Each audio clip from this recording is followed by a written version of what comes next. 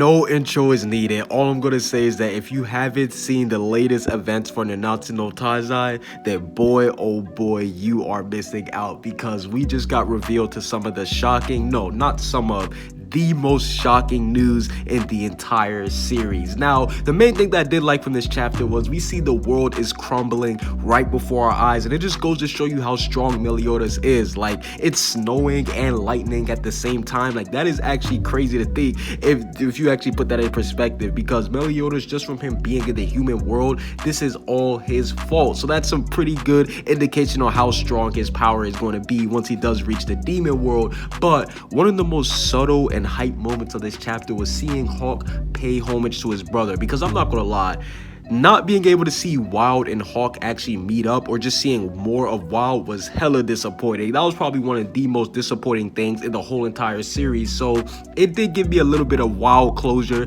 because we got to see Hawk think about him. And I'm not gonna lie, Wild, he is one of my favorite characters. Yeah, you did not hear me wrong. He's one of my favorites. So I do like the fact that Hawk, he is paying homage to one of the GOAT characters, and he actually knows about his true origins. And speaking of his origins, we got some insight on the demon realm, because we find out that it is a place where all other races, they end up rotting away and dying. We see Merlin's father, he actually did die from going to the demon realm, but the spookiest part about it is finding out that there are beasts like Indra running around in the demon world. And when I seen that, my mind was blown, just because we saw Indra was the final form transformation for Diane, and that goes to show you that if they have beasts like those just walking around on the regular, then the demon realm is no place to be. And if you're not strong enough to go there, then you will be killed off in an instant. So I do like the fact that we did get some insight on the demon realm. And speaking of insight, we also got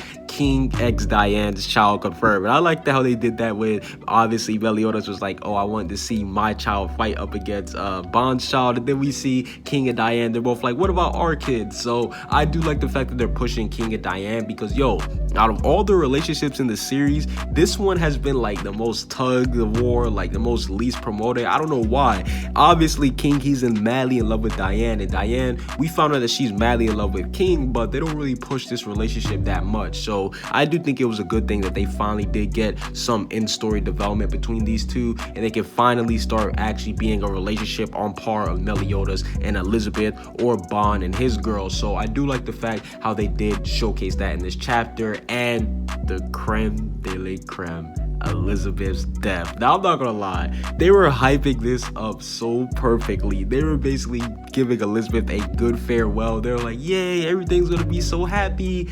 Then boom. Oh my god, that was the most craziest thing that I've seen so far. And the greatest thing about this is we found out that the curse isn't broken yet, and that just makes me rejoice, because a lot of people, including myself, was thinking, okay, this was a little bit too easy for them to break the curse, because we saw Meliodas, he just broke it like instantly with the help of Merlin. So that was kind of shocking, but it's good to see that the curse is still ongoing, and that Elizabeth is seemingly dead now after getting crushed by boulders. I mean, that was just a sick way to do it. I love the fact how they had the one panel where everything looked happy, then the next panel you just see a giant boulder just crush her. Like, that was great writing on her part. So I definitely do have to say that Elizabeth's death was very shocking. I was not expecting it to happen, just because I thought the curse was done, but it is good that they are actually keeping the curse alive, because now we are going to get to go into the next arc of Seven Deadly Sins, which is the war on the Goddess Clan, which I think it's going to be. They're going to finally go to the Goddess Clan.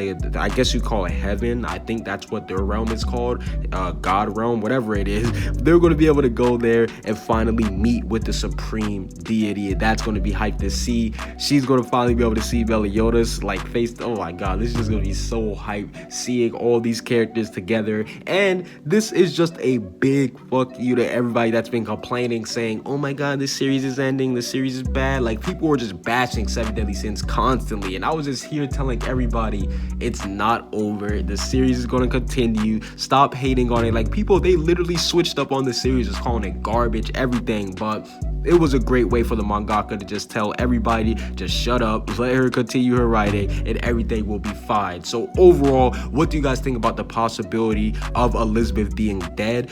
Do you guys want to see her actually get reincarnated? Because we know that with the curse, they get reborn every single time. So we may be getting introduced to a new Elizabeth pretty soon. So I am excited to see that. But overall, what do you guys think about Elizabeth's death? Comment what you guys think down below. Subscribe if you haven't. Peace out.